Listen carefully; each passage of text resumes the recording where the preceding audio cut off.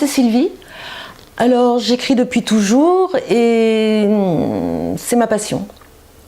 Un jour je me suis dit je pourrais transmettre ce besoin, cette envie et c'est devenu un objectif. Mais davantage pour les personnes loin de l'écrit.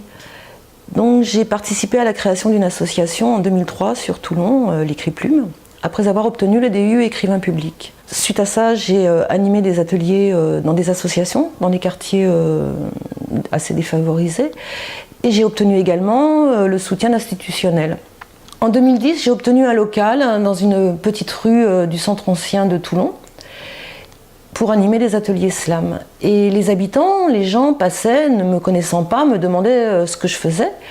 Et je leur expliquais que je faisais des ateliers d'écriture. Là, ils ont fait le lien avec l'écriture et m'ont demandé si je pouvais les accompagner pour écrire des courriers, remplir des documents administratifs, etc. etc. Je n'avais jamais pensé, en fait, à faire ça, bien qu'ayant le diplôme. Et j'ai commencé à répondre à leurs demandes.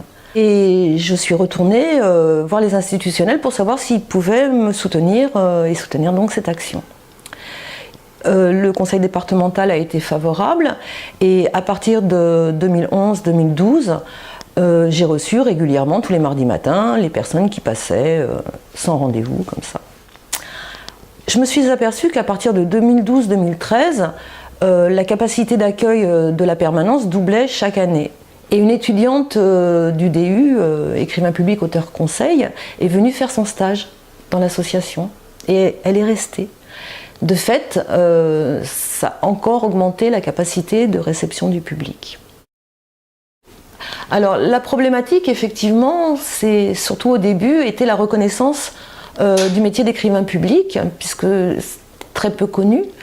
Il faut se battre tous les ans, il faut refaire des dossiers, des demandes de financement, afin justement que cette permanence à vocation sociale soit entièrement gratuite pour les personnes que nous recevons. Donc là, c'est bien parti. Il y a une autre permanence sur Toulon qui va s'installer, initiée par l'Écrit Plume, dans le Var et également sur les Bouches-du-Rhône. Et en parallèle, les ateliers d'écriture continuent, plutôt en milieu fermé, donc en centre de détention, les foyers hébergement, les foyers d'aide médicalisée, l'hôpital, les maisons de retraite, etc.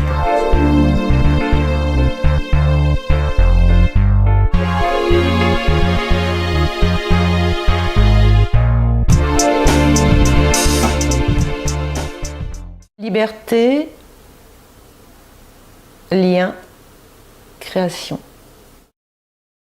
Voilà, si vous voulez me retrouver et en savoir plus, vous pouvez consulter mon site écritplume.fr. Au revoir.